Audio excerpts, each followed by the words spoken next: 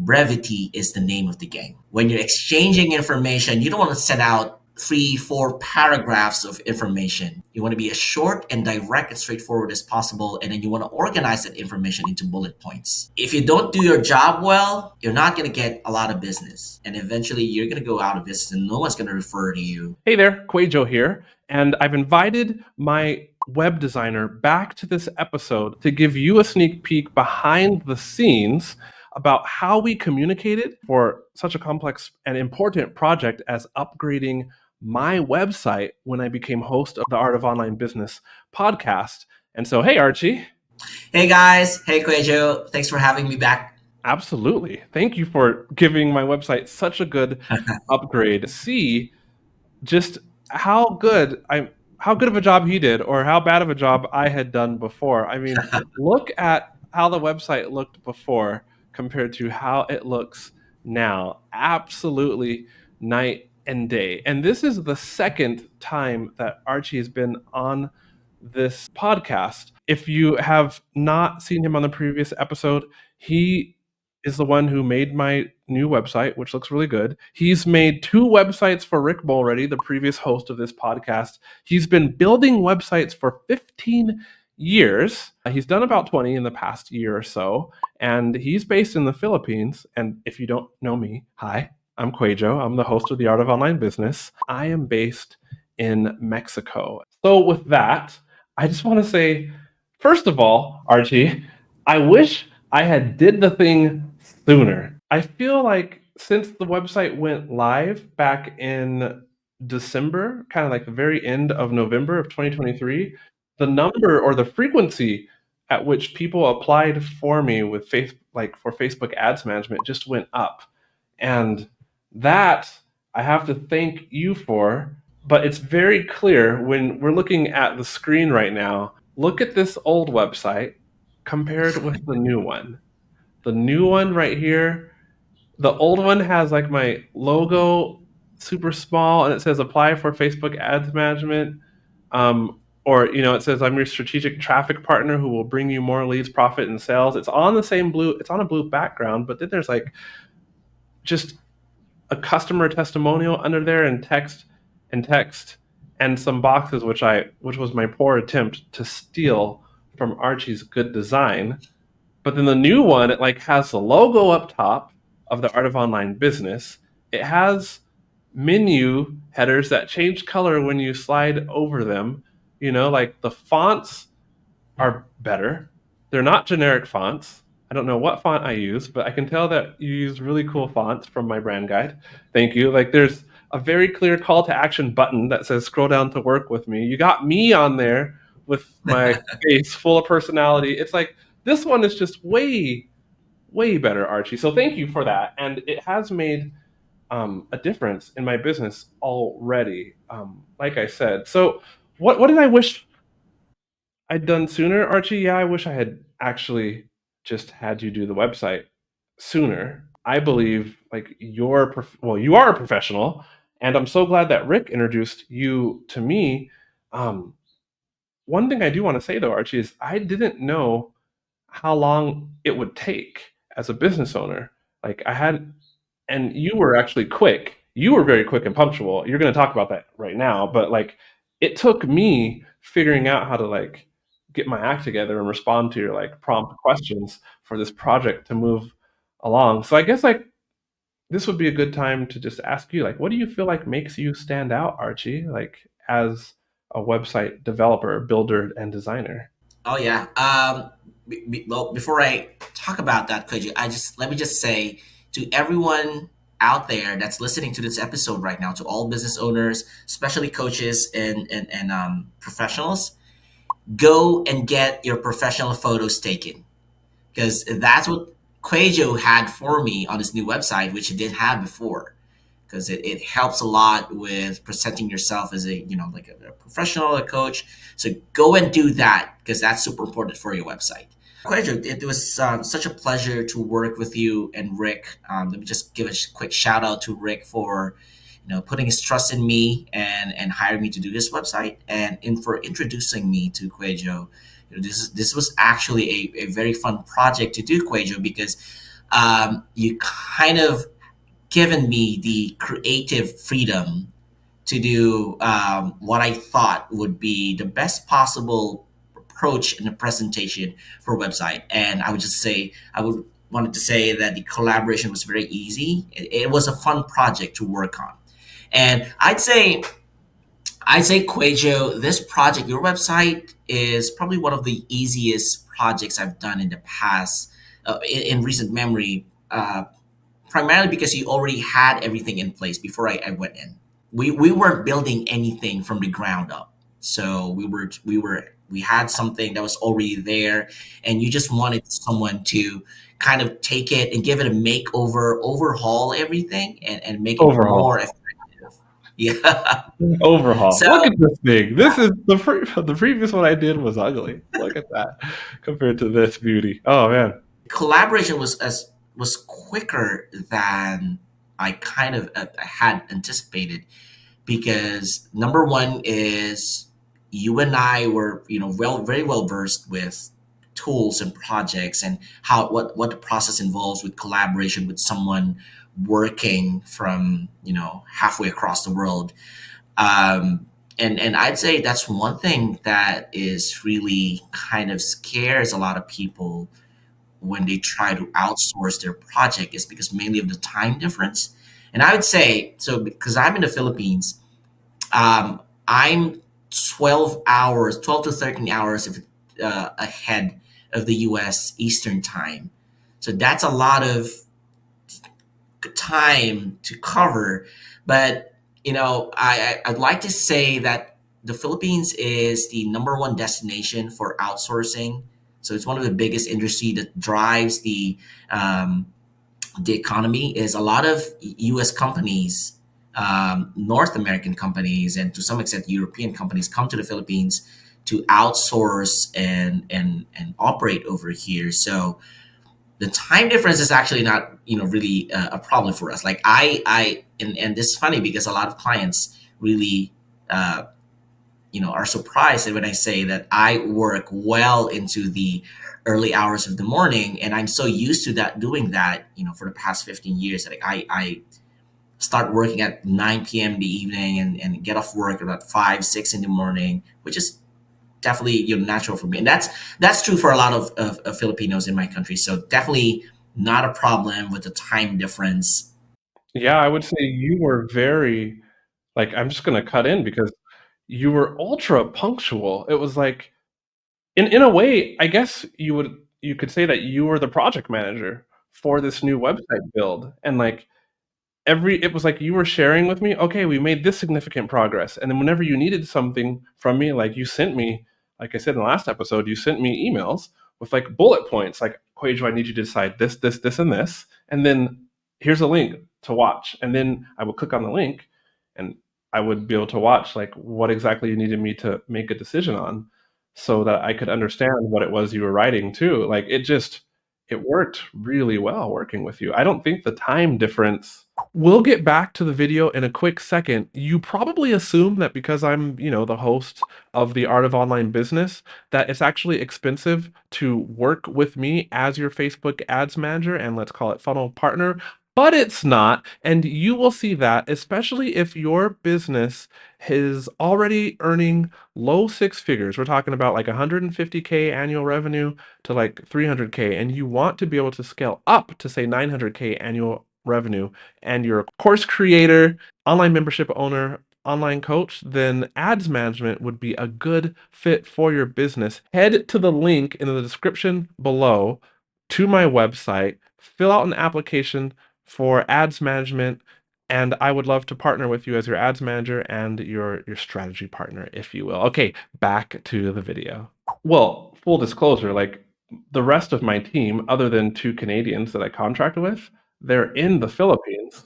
But still, even if I wasn't used to working with somebody in the Philippines, I don't think the time difference was even a thing, because so many things like you need to do on your own time anyway. And it's like I would wake up in the morning and there would be an email from you.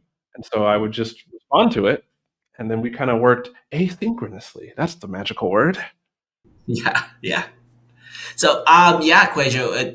when we were working together, so I guess that's one thing that really, I guess, makes me stand out is I'm a business owner, and I understand that a lot of us business owners don't really have, there's a lot on our plate, and there's not a lot of wiggle room for scheduling. There's going to be a scheduling conflict here and there, and just the ability to adapt and make it as seamless and frictionless as possible for the client, I guess, is what really makes us stand out.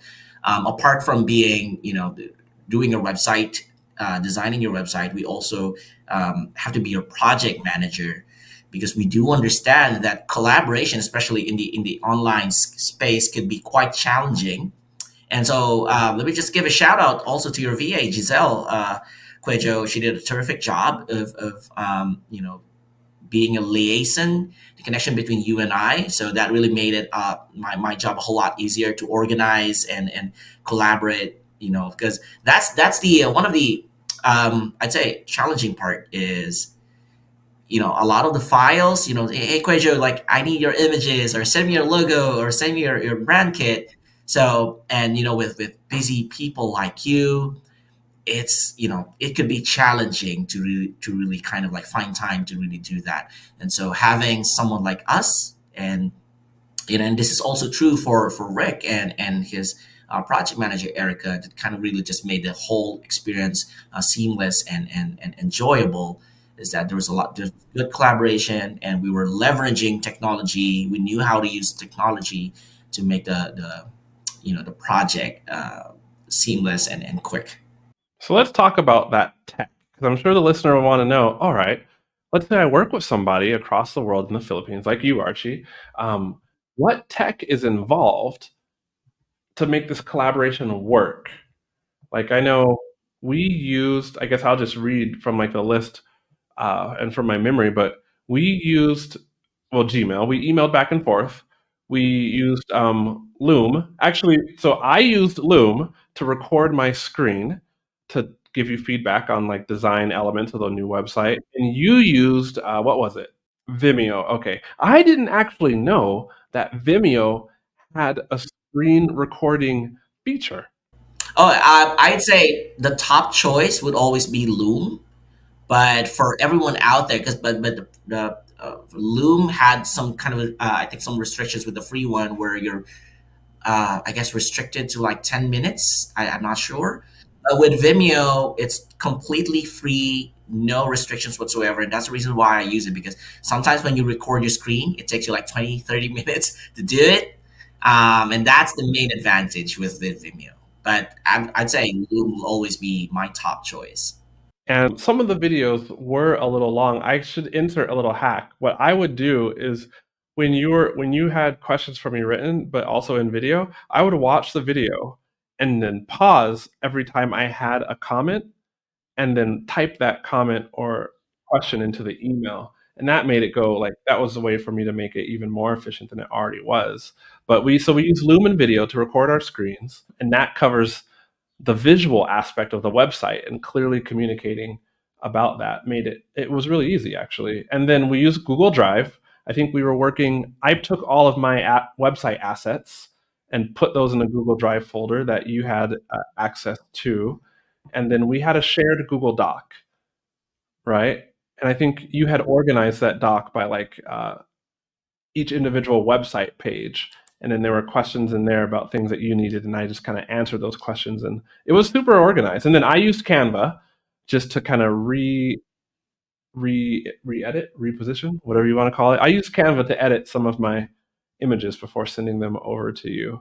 Speaking of all this, what would you say are the best practices like for clear email communication? Can you give me like an example without naming names? Can you give me an example of like poor email communication, and then how you do the email communication so well? Because I feel like the listener would benefit from you just breaking down how you made those emails to me so clear and so effective. So bad example, and then how you do yours. Their clients each have their own style of collaboration. Some of them prefer to have, like, phone calls, Zoom meetings, to collaborate. Some of them prefer to have email and project management because they don't really have the time to like step on a phone call. In our case, we're leveraging really video recording and email to kind of just do a back and forth. Now, here's the problem with email. So, ideally, we use a project manager for organizing tasks and deliverables and track the status of projects. And then in some cases, with you. With you, QUÄY.jo, we were leveraging email. The problem with email is it's easy for information to get buried from all those exchanges every now and then. So what I would do, and that's what we did with for us, QUÄY.jo, is we sent out separate emails for different topics.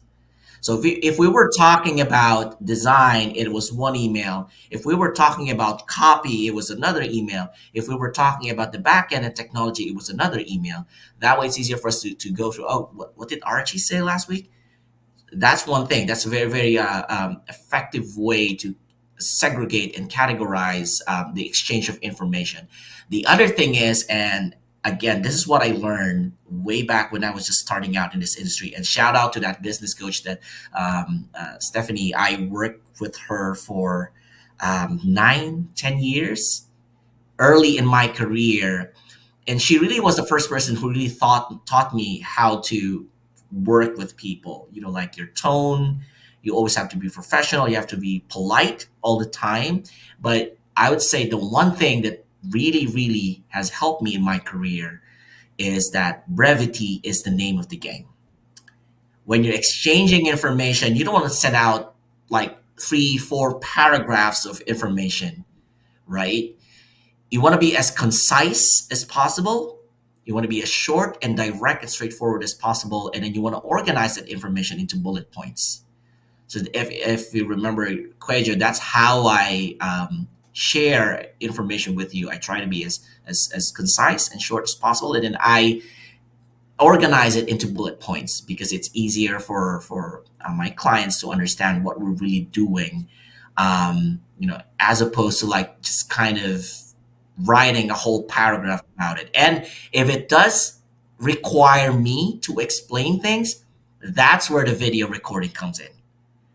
Because sometimes you can't really explain things with just bullet points, so that's where we record things and then show exactly what we're trying to do to explain, especially with website development and design, which involves a lot of technical aspects. We leverage video recording. Yeah, like I remember the video where I first saw you put these boxes in.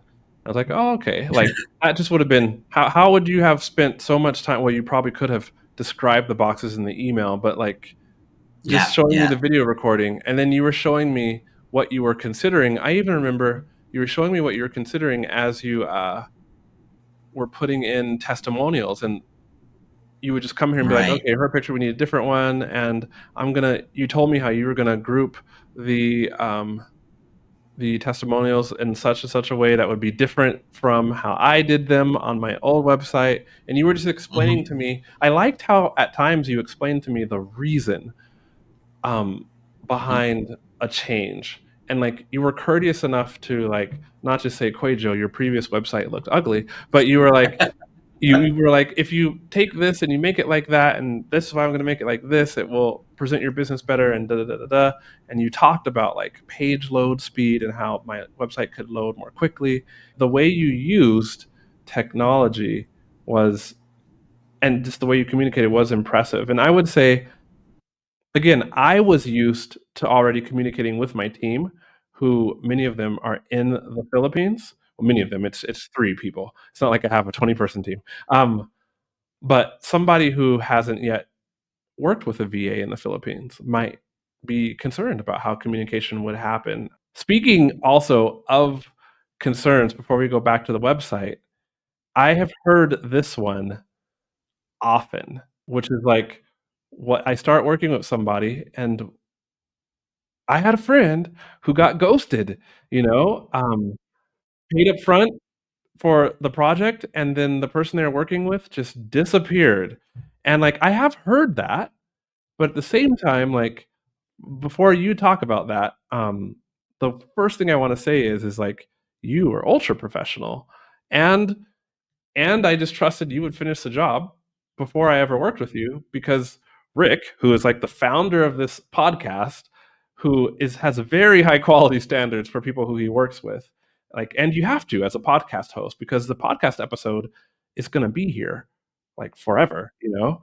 And so it's like you have to be careful who you work with, because people 2 years from now could listen to an episode and take a recommendation based on what you said. And when Rick told me he worked with you, and then I knew that he was working with you on a second project. I was like, "Okay, cool. I'll go with Archie," because I used to work with Rick, right? Like, I coached with him for 3 years. Like, I've seen him give service providers the proverbial axe, so to speak, and not and terminate the relationship because they just weren't doing up to par work. And I actually asked him about you before I decided to work with you. But yeah, let's say somebody's working with you or somebody else. Like, what's a way to work out like let's call it payments or something like that. Like how do you work out payments with your clients in such a way that there's like mutual trust on both sides and the client is at ease with the project and how it's going along? Shout out to Rick Mulready for giving me that break and for trusting me with both of his websites and for introducing me to this great guy who's the host QUAY.jo. Thank you for the pleasure of being able to work with you. I always tell my our clients that one of also the main advantages of working with us is how flexible we are with the way we conduct, money, with finances and pricing and all of that. Because all too often we've always heard of these horror stories where you pay someone and then all of a sudden they don't show up, or they kind of give you like a crappy, problematic website, and then there's no way to like reach out to them and find them, especially because they're located halfway across the world. And so we try to nurture a sense of trust with the client. And one thing that we do for that is we try to be flexible with the way we conduct business with them. And so typically what we do is for like large projects, we do like 50% upfront and then kind of like work out the scheduling milestone where we have deliverables. We are very clear with, scheduling, what's supposed to be delivered on this certain date.